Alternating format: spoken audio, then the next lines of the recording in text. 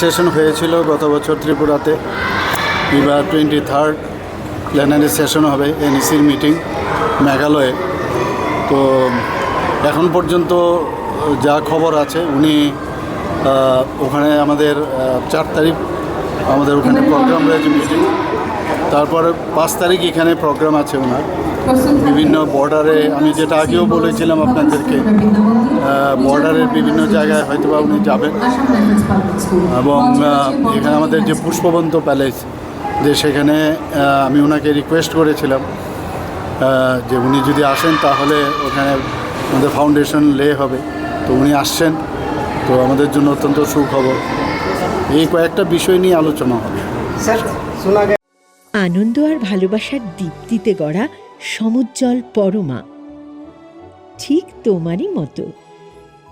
শ্যাম সুন্দর company jewellers, Agartala, Udaipur, Dharmanagar, Kolkata.